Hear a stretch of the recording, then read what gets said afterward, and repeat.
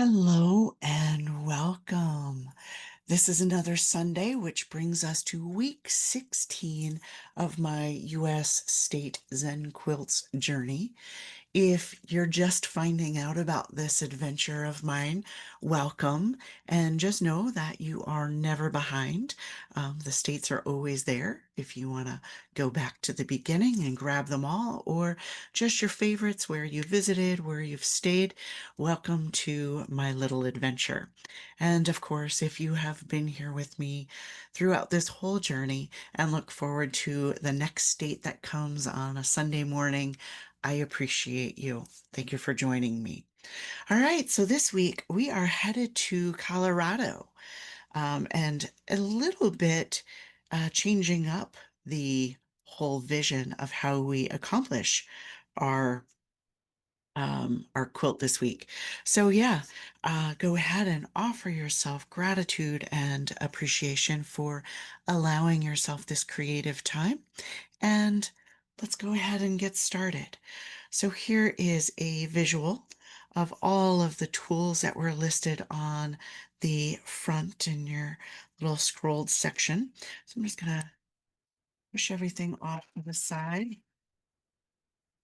and start once again with that 3/16 inch border. So this 3/16 inch border just offers us a uniformity to an otherwise not so uniform quilt by the time we're done. So far, each block has been completely different and unique based on the information that I'm able to kind of correspond into tangles, right? So, um, trying to find some kind of facts or interesting points about each state, and then trying to find tangles that can relate in some way, shape, or form. And granted, some weeks are a much bigger stretch in finding that um, cor- correlation, but this week, I think we nailed it. So now that we have this border set up, I'm going to take that internal space and I'm going to divide it into thirds. So just past one and just past two, I'm going to go ahead and leave a little hash mark. And I'm going to inevitably be creating a grid. So I'm going to connect those lines top to bottom to create these rows or channels. And then once I have those rows or channels created, I'm going to do the exact same thing in the opposite direction, just past one, just past two, leaving these little hash lines that we're going to then use to connect. And by the time we're done, we should have a 9 block grid.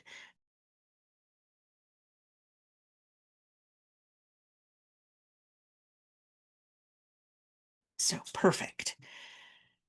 Now that we have these blocks, we're going to focus only on the center block around the outside.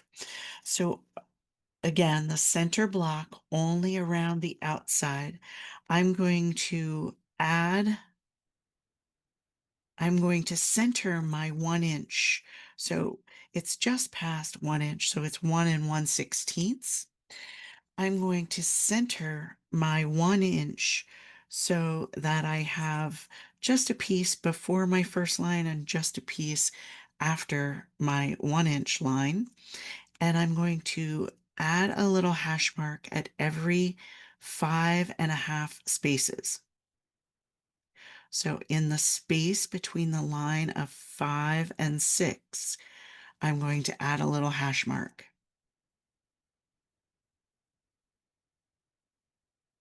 And I'm going to do the same thing all the way down the ruler. So now that I have one side of that center box marked, I'm going to push my ruler up and once again focus that there's an equal-ish amount of space to the left of that first line and to the right of that 1 inch.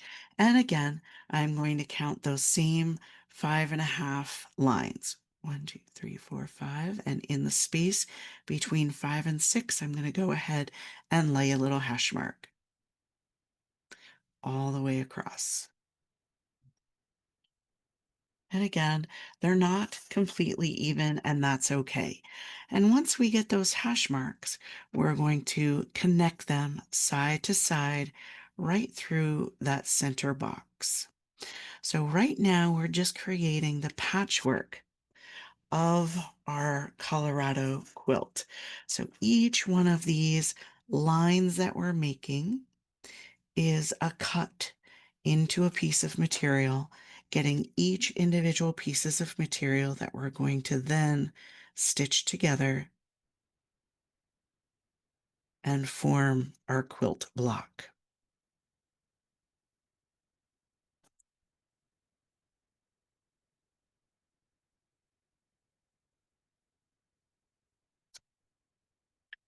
Again, only working in the center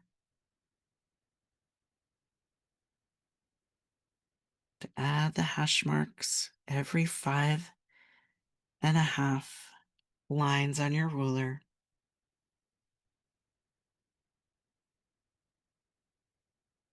And then connecting side to side.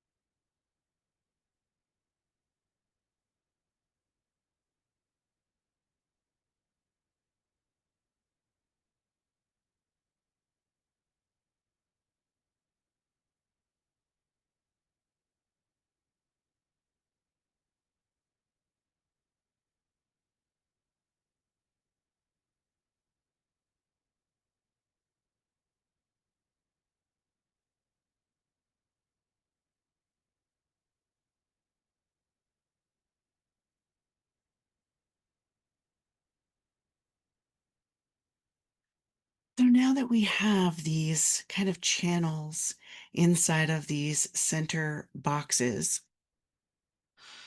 we're going to go ahead and add X's in each corner box, corner to corner. And you may or may not be able to lay your ruler right across the center of your tile, grabbing just the top and bottom boxes. Remember, we don't want to go through that center. We're only wanting to add into those exterior boxes.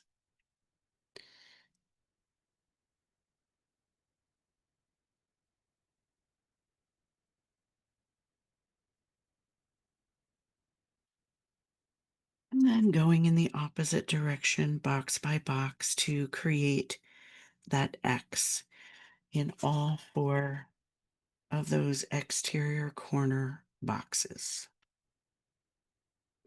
Leaving that center wide open, no string in the center.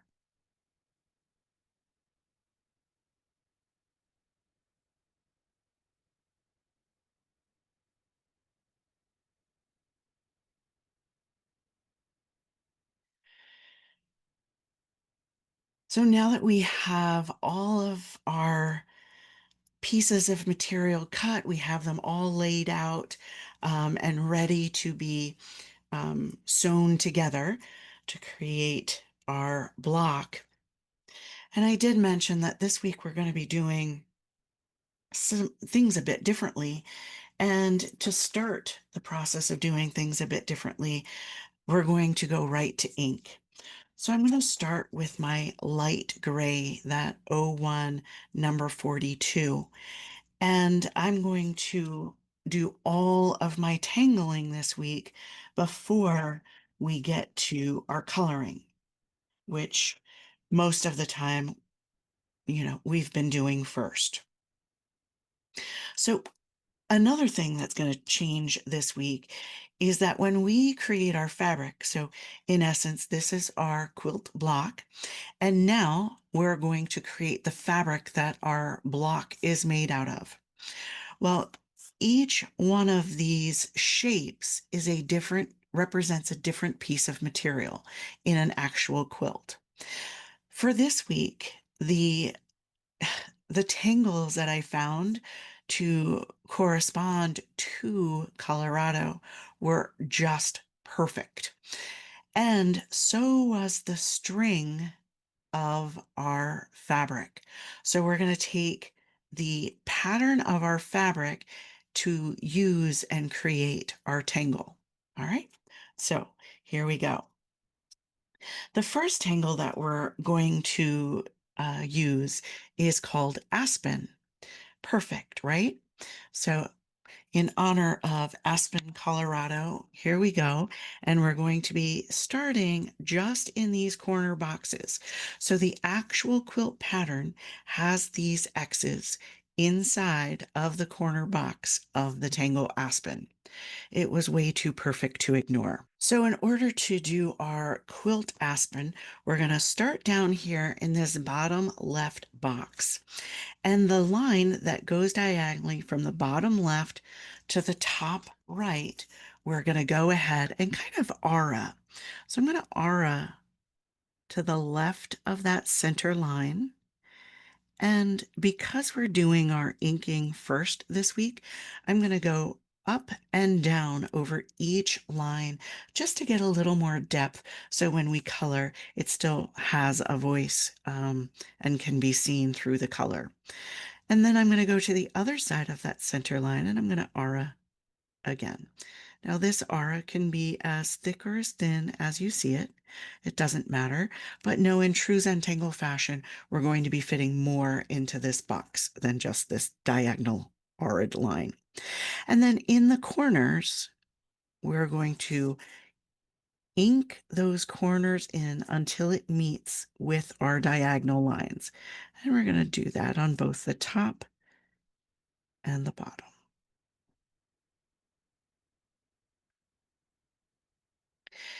And we're going to go ahead and do that in each box, making sure that our diagonal line that we're auraing is the one that meets into the center.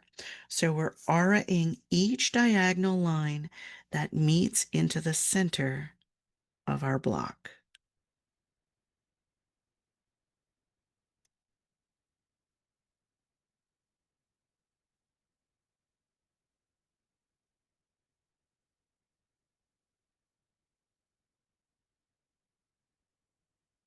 Trying to keep those bands similarly spaced, but it's okay. Um, if, of course, one is a bit thicker and one is a bit thinner, right? This is all freehand where we don't have a machine quilting these quilts for us, right? It's all by hand, offering ourselves grace and enjoying the process.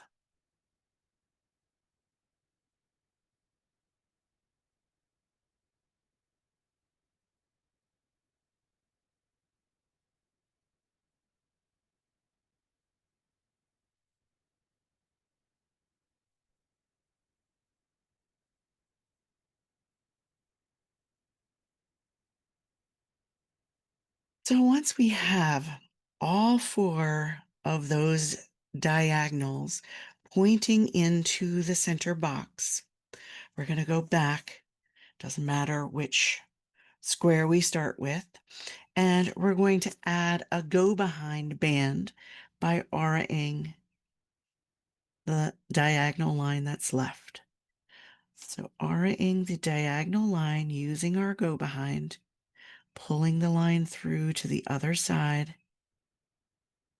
of that center diagonal, and then once again, closing in those corners.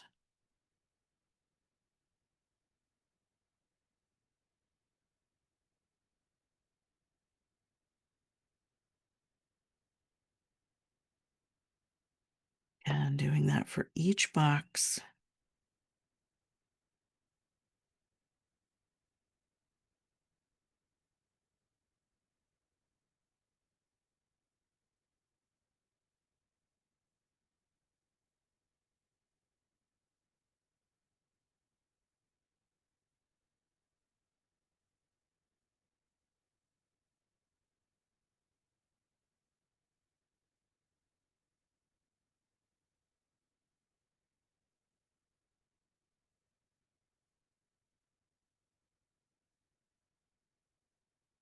Taking your time,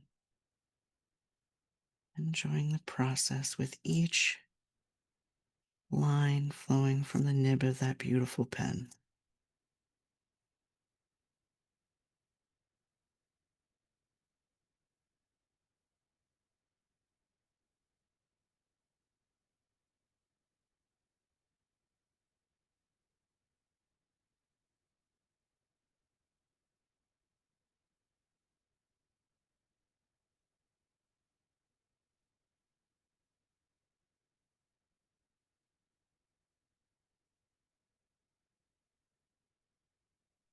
So we have these X's now into each corner. Here's where the tangle and the pattern of the quilt just could not be ignored. So typically, these X's would be closer and a channel would flow behind the X to create almost this ribbon that flows through the aspen X. Well, what we're going to do is we're going to take this piece of material and we're going to extend it behind these X's and make this ribbon wrap through our X's of aspen in this kind of ribbon format. So I'm going to go ahead and ink in my channels, extending beyond that material block. So I've extended those lines to either side of the block into these X's. So basically what's happening is when I extend these lines into the boxes with the X on them, we're in essence creating another piece of cut fabric that fits right into this space. So we'll have two tiny triangles that we're sewing together, as well as this center band portion in this one block. Okay. So just can't ignore how perfectly this quilt block pattern worked with this tangle, with this state.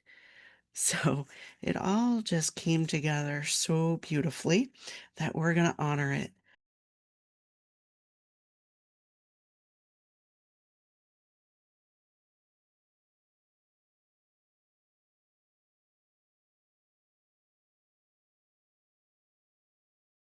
Coming out on the other side of our X with this channel, right?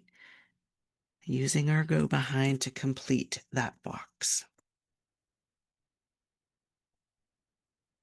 It's an opportunity to also kind of straighten that center channel lines if you got a little wonky like I did.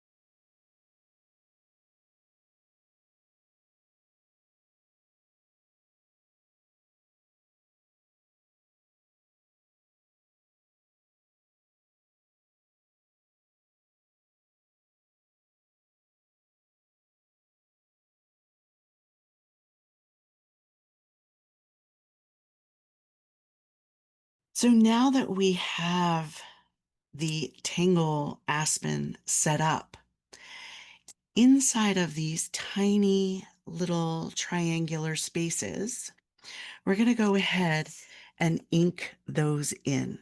So just that kind of go behind triangle between that center channel and that diagonal. And depending on how your diagonal channels fell, you may or may not even have them, depending on how thick your channels are. But if you have them, we're just going to go ahead and ink those. And those are just going to be kind of background material, not giving them too much attention, almost shadowing them out and having them just be solid little pieces of fabric.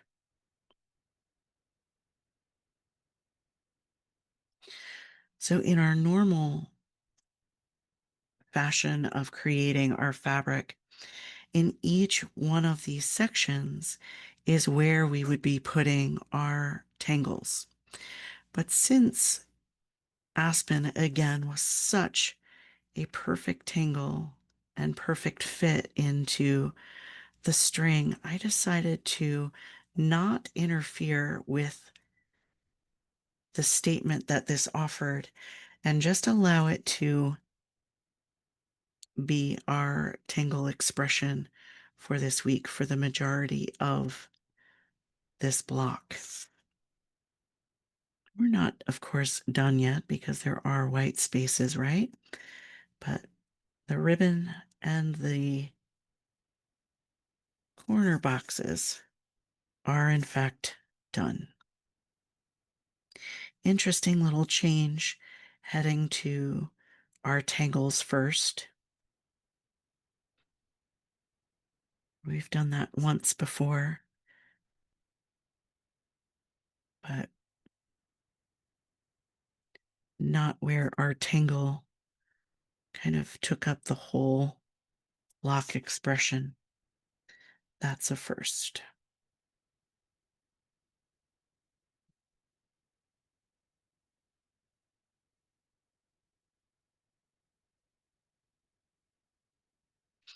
Colorado had very interesting? I'll say interesting state facts that I had to work with. And they didn't have actually many state facts that they had listed, meaning, I mean, even the basics of a color, Colorado didn't even have a state color. So, state nickname is the Centennial State. Interestingly enough, their state pet are dogs and cats that are adopted from animal shelters and rescues. So that's what I was working with to come up with some correlating tangles. Not much to offer there. All right. So here is our Aspen for Aspen, Colorado.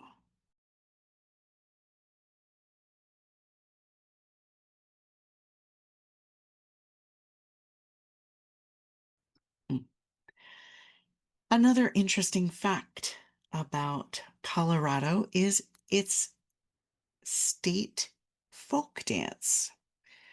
Not sure every state has a state folk dance, but Colorado does, and it is the square dance. So, another perfect tangle for Colorado because there is a square dance tangle. So, here we go into this center block. We're going to offer some square dance. Square dance starts with an arch that goes from the left box up to the center of the top line.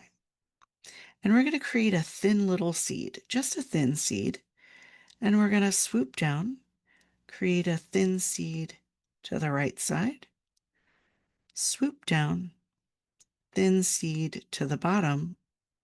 And I'm going to turn my tile so that I can connect over to that original left side to create another thin seed. These thin seeds are now kind of dancing with a kind of thicker, bigger headed seed. So I'm going to kind of start just shy of where I started before. So just below that line, kind of off below that loop. And I'm going to loop up, create a thicker loop all along that same path. And that thicker loop falls below the thin loop that we've already laid. Pretty cool. And then inside of that block, I just did kind of a kindergarten bird aura, this kind of arched V shape up into the corner in diminishing sizes, just to kind of fill that space and add a bit more detail. After I had done this, I thought, oh, well, that could have been a great stitching detail. So if you want to pause on this expression and use your pen stitching to add this additional detail into that center block, that's an option as well.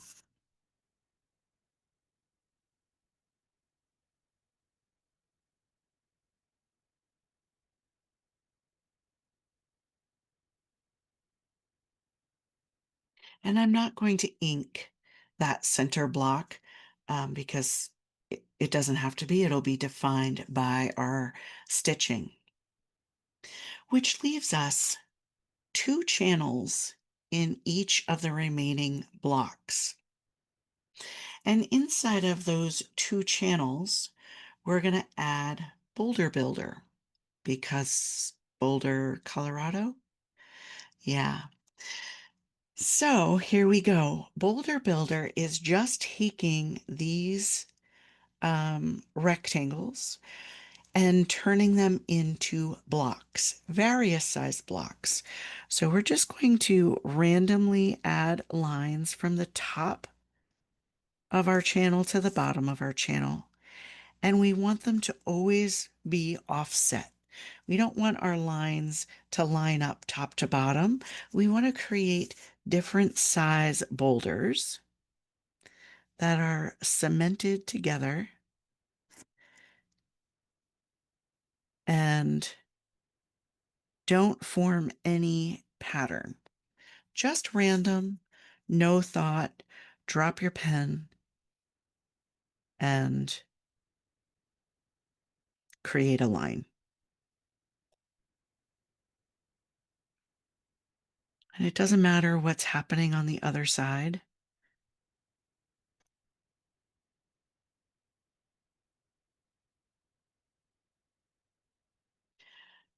So now that I have these random lines dividing these rectangular spaces, I'm going to round off each line. So I'm just going to come around the corner, kind of round those off and ink in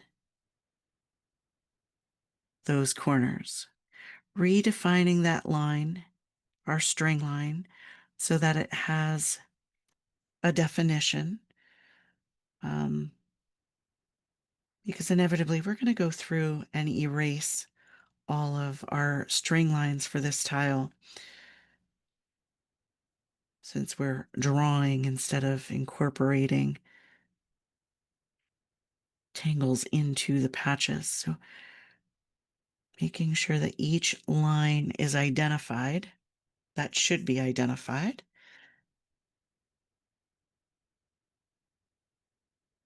Before we erase. So what were my other options to pull from? We have a Stegosaurus state fossil. um, oh, an interesting, really interesting state sport. Who would have thunk it? I don't even know what it is, and honestly, I meant to Google it and I didn't. The state sport is pack burro racing. Interesting, right? Not football, not baseball. Nope. Pack burro racing. Burro. Burro. No idea. Again, I did mean to Google that. Maybe I'll edit this so that you can look up and see what I found out.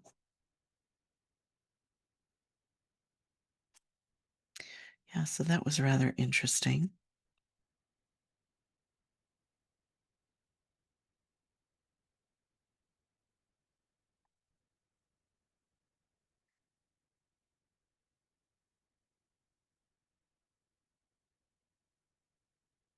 The state animal is a Rocky Mountain bighorn sheep. And I really wanted to figure out how I could incorporate that bighorn.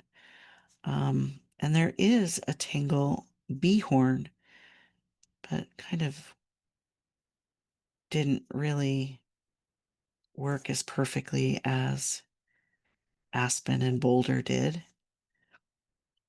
And after stumbling upon square dance, I knew that was my answer. So here we are, another week of adding a quilt block to our gorgeous display so far. And another week with no tangle replication, right? It's pretty cool.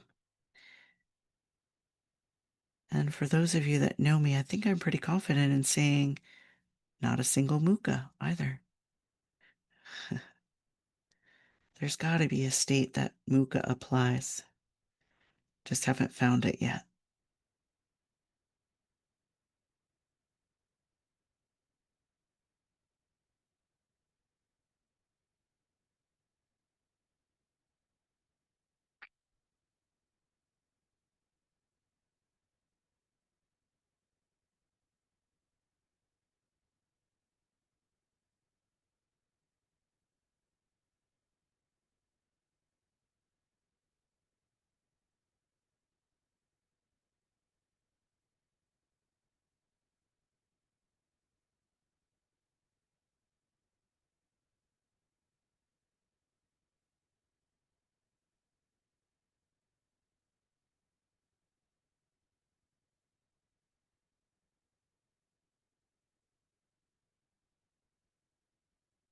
Change your perspective about halfway through or so just to see how these boulder builders are building up this tile and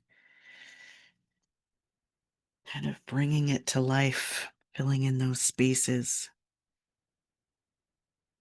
I have to say, when I got done this tile, I claimed it as my favorite so far. And we'll see.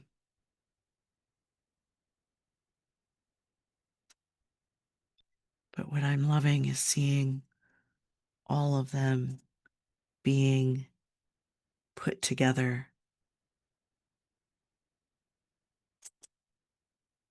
seeing the quilt build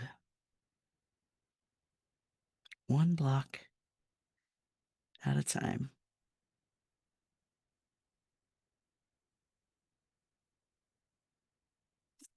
I was asked the other day if I had figured out how I was putting them together yet. And honestly, I've not had time to think about it. or come to any conclusions, but I'm not good at math, as you well know. But we're on week 16. I have plenty of time to figure it out until I get to 50, right?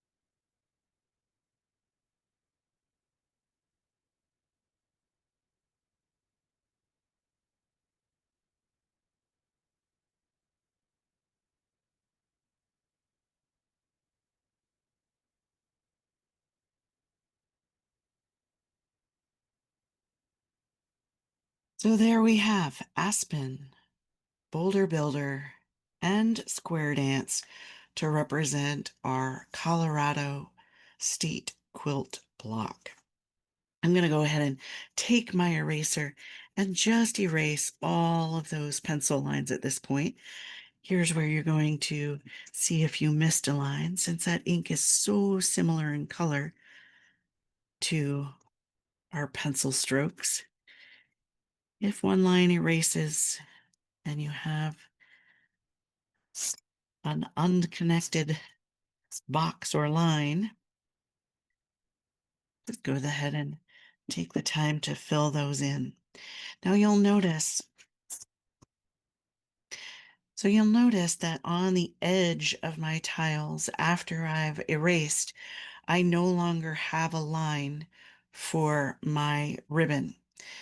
And at first, I was going to let them go and maybe bring them through my framed edge. But after a brief moment, I realized, well, that's kind of silly since it has nothing to connect to on the other side. So I did go in then and connect these ribbons to fill in that space for my border and finalize the stitching of that single piece of fabric. That's what I'm doing now, just inking in those edges, closing off those ribbons.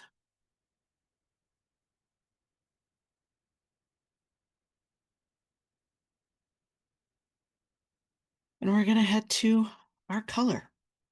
Again, for this week,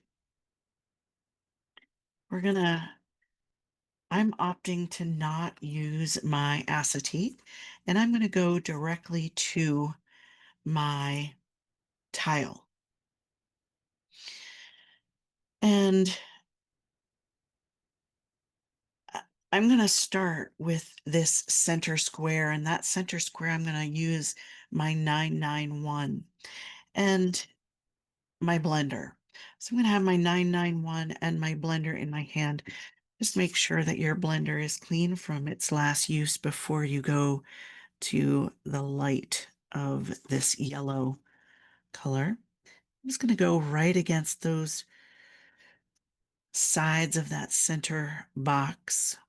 And I'm laying a pretty thick line or palette down with my Tombow this week so that I have enough ink that I can pull into that center, keeping that highlight. I still want that variation in my ink, but I want a little bit more flow. I want to be able to pull it a little bit further.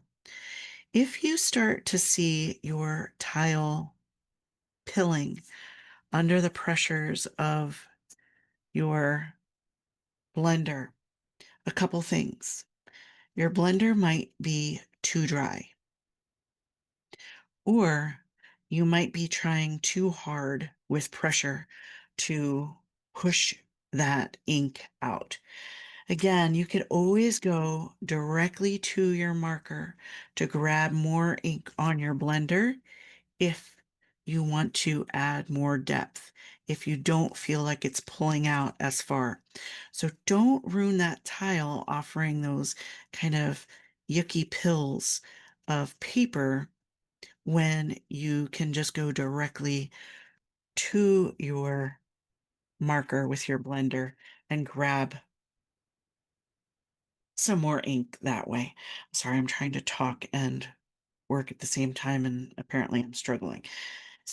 Okay, so now that we have that yellow center, I'm going to take my 515 and I'm going to go to each one of the ribbons of my aspen. Now, I can't do this whole thing or my ink will surely dry and I will not be allowed, it won't allow me to manipulate it any longer. So making sure my blender is clear, I'm going to just go into one band of aspen at a time. So I'm outlining each band of that ribbon of aspen. And then I'm going to go right to my blender and blend that from the edges, softening those lines, circular motion, cuts down that real harsh line, and brings a highlight automatically to the center of that channel.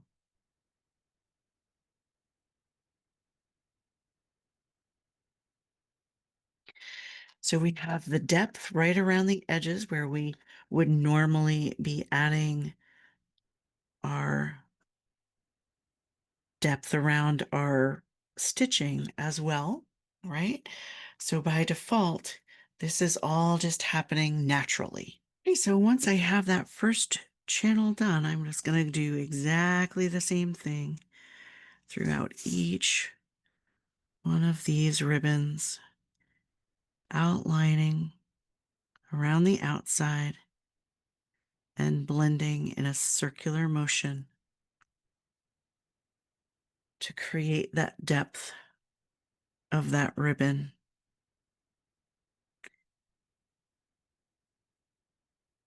Softening that harsh line and allowing it to blend off into the center.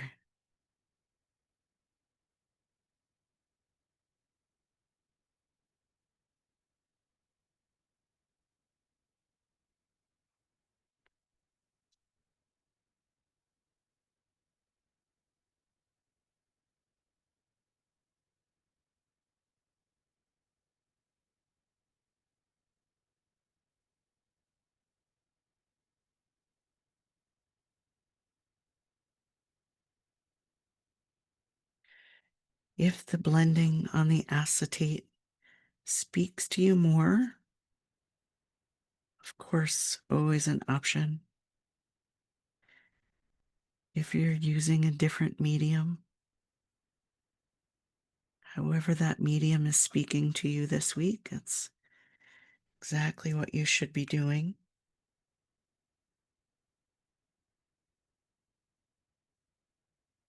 There's not just one way for any medium, right? How can you make it work for you this week?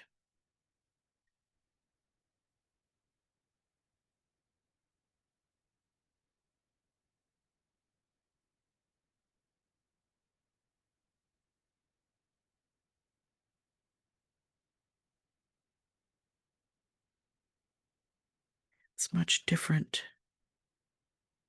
coloring in the space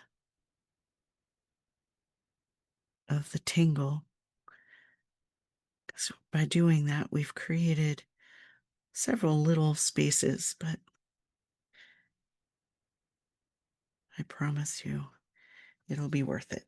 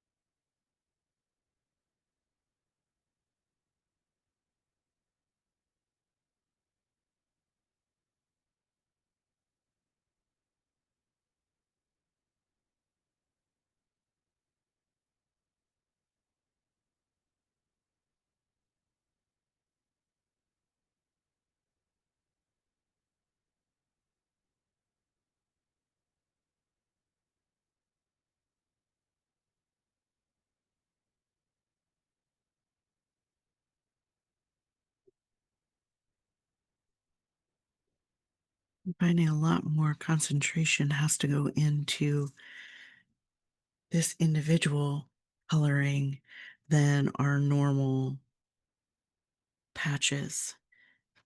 Getting lost in the process of this and just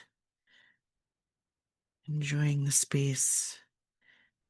I hope that you are as well and you're able to ooh and ah as you change your perspective every now and again as you work your way around this tile. Offer yourself a breath. Drop those shoulders down away from your ears.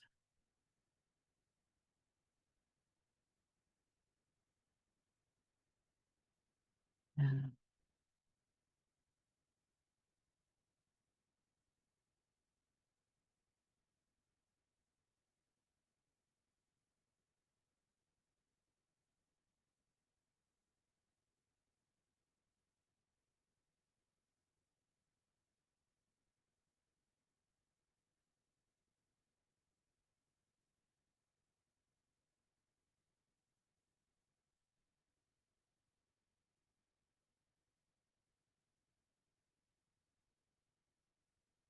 okay. So our aspen is all inked up. And all we have left is our boulder builder. So make sure that your um, blender is cleaned off. And I'm going to go to that N60. Now for the boulder builder, I'm just going to offer almost a C curve to mimic or aura that left side of our boulder. And I'm only going to do one section at a time. And then again, circular motion, just taking that gray and softening it across that block. Now you'll notice that this gray is really difficult to manipulate. Uh, and you'll see it kind of separating, and you think you're kind of pulling the blue down from your aspen, but you're not. It's that gray kind of separating from the blender and adding or um, pulling the colors out within that space. So don't get too concerned that these shadows aren't blending out really well. It will all work out when you change that tile out at arm's length. You'll see that they're a bit more muted because again, you've pulled that color, that blue color off the top, and it's more of a haze. And it's always perfect, however it turns out. Again, we're not wanting to coloring book style, right? We don't want these smooth, real clean strokes, but rather more of a texture into our fabrics. And the more that texture is visible, the more dimension each one of those patches reflects, right? This week, our tangling is done, so our tangling isn't affected by that uneven, kind of blotchy appeal to our inking, but it still will have a voice in the overall vision when we're done stitching and bringing these patches together.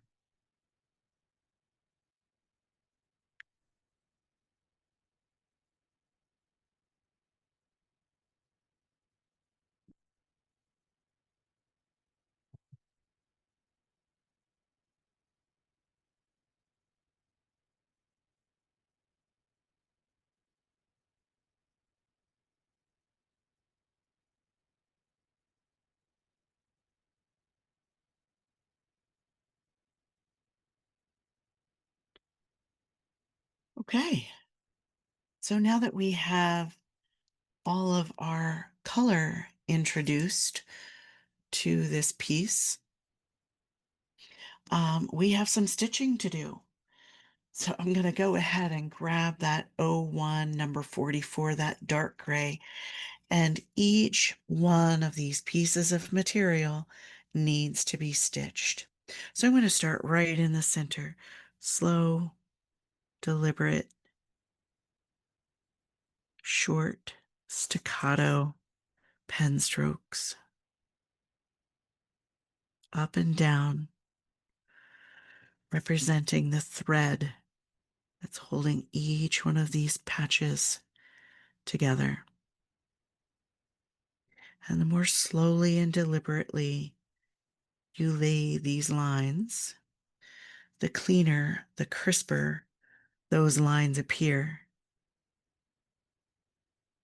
And when you get too hurried, you're going to start getting little tails that happen to each of these strokes, right? And that's fine, but just know that thread doesn't have tails, right? So we're wanting to have this represent the fact that we're hanging over a quilt frame with a thimble on our finger, pushing these threads up and down, up and down through the layers of all of our fabrics and our batting to create this quilt block. Now notice when I got to my boulder builder, I did not do each boulder as a stitch. This whole rectangle is one piece of material. Our fabric just so happens to have boulder builder on it. I'm just going through each one of those individual pieces of fabric, bringing them to life. Without this step, we just have a Zia and a pretty kind of nondescript, simple Zia at best. But by offering this stitching, changes the voice completely, kicks it up a notch, and defines its purpose, right? So we're not just doing a Zia to create and express ourselves. We're doing a Zia of a U.S. quilt block that we can then put together to create a whole quilt.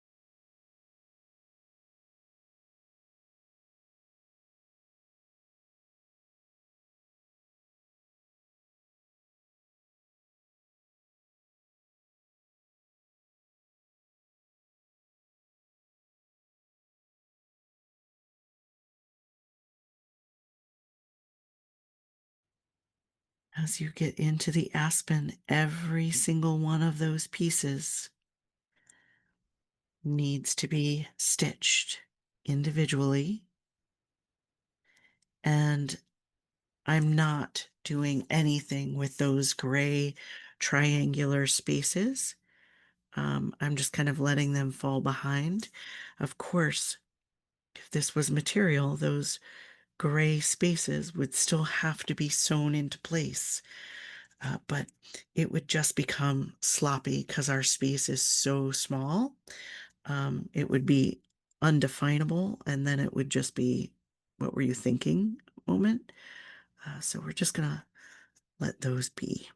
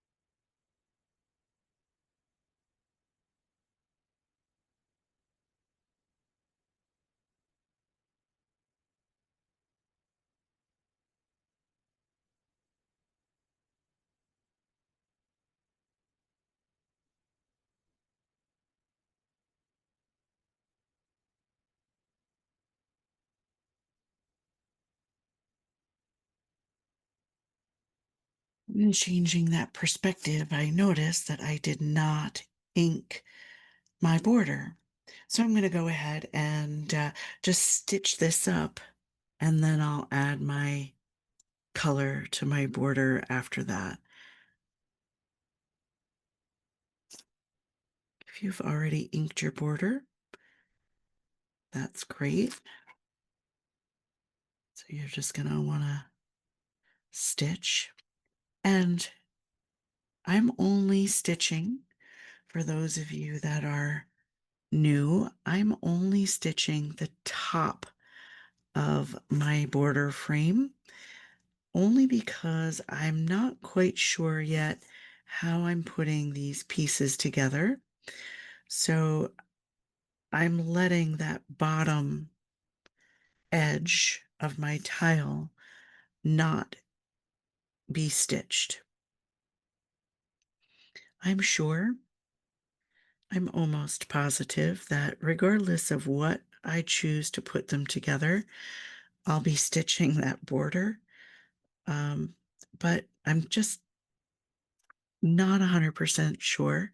So I just want to offer myself the opportunity to change my mind or do something different. Um, and therefore, I'm just not doing it. If you have a vision or you know what you're doing or you're only doing one tile, then if you're only doing one tile, you definitely want to stitch that edge border as well. And if you have a vision and you know what you're doing, you may or may not want to be stitching. All right, so I'm going to go to that outside edge and add my ink. I'm going to that 991 and I'm going direct. So I'm going to take that 991, that bright yellow, kind of sandy yellow color, and ink directly to my tile.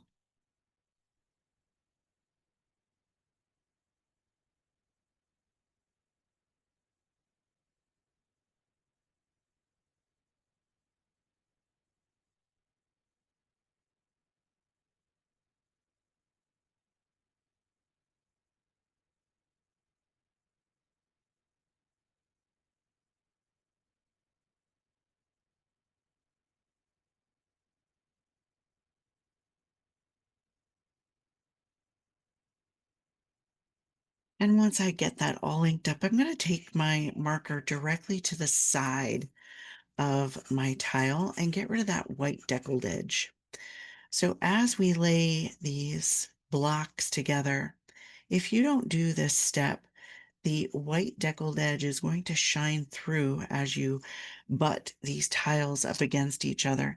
And in my mind's eye, that's all I can see. So I don't like that look. And this is fabric. So the fabric is wrapping around. So I'm going to acknowledge that and just ink up those sides as well. In the corners, I'm going to use that N60.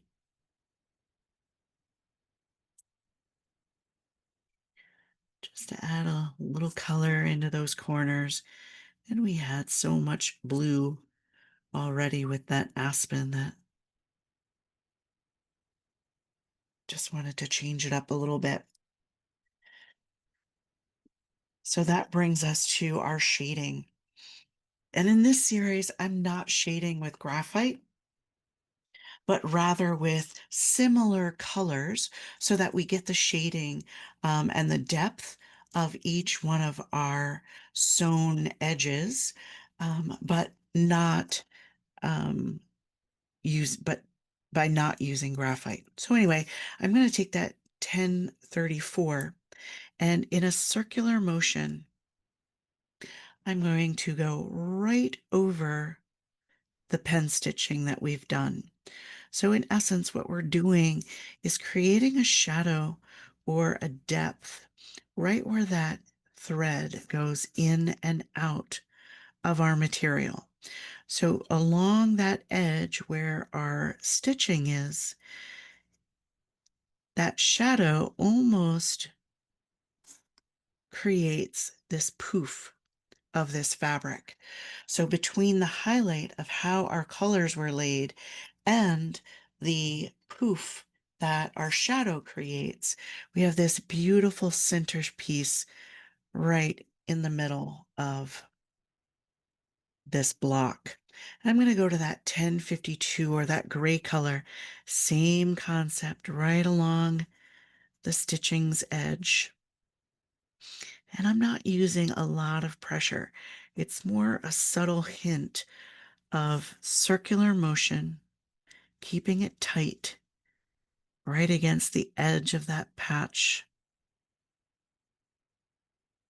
and watching that center just kind of poof away from the tight edges of those stitches.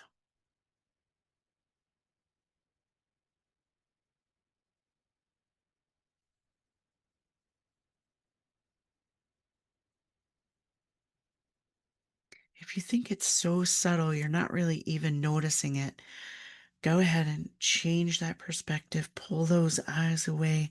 Hold that tile out at arm's length and see the difference between where you've been and where you've not been. And although subtle, you'll definitely see a dimension into the pieces that have already been offered that shadow to.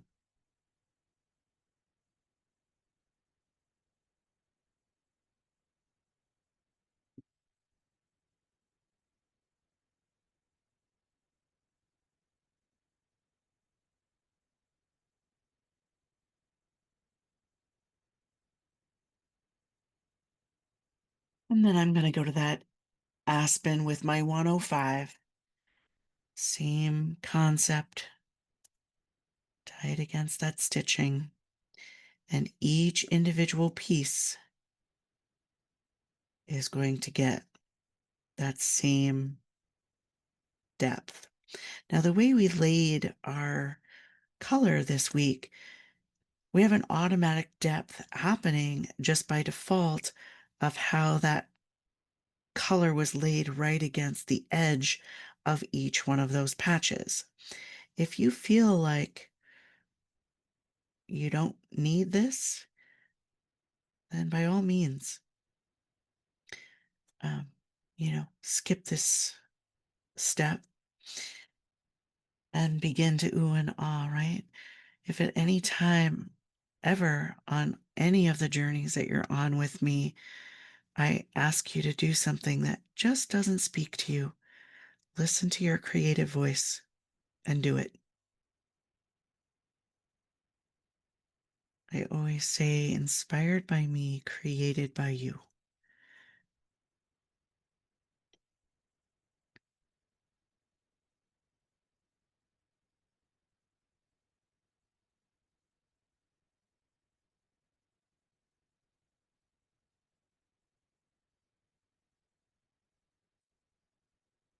Again, if you wonder why you're doing what you're doing, because the outline of that marker has already defined this space, change your perspective. See the difference of where you've been and where you've not been.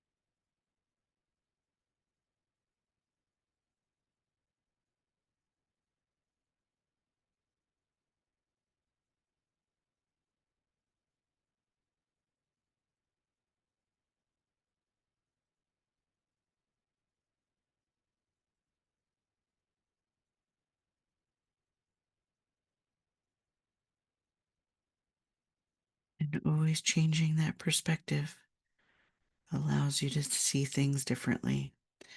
If you find a space that hasn't been stitched, just pause, stitch it on up,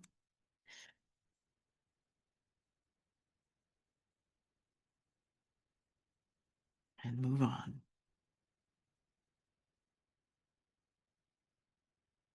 When we're working so close and personal, we don't really see the details until we're all done. And we take that pause to hold the tile out at arm's length, right? That's when you see. That's why I like to have you pause as you go, changing that perspective so you can see what's happening as you go through each process and the impact that each process is making. Many times it's not about the big picture, but rather the details that get lost. I think same is true with life as well.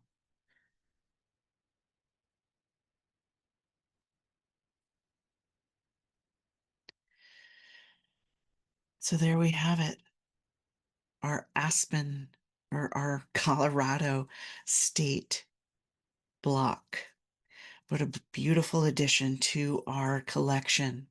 So go ahead and offer yourself gratitude and appreciation for taking this time for you. Offer yourself that chop or your signature, however you sign your masterpieces, and have a great day.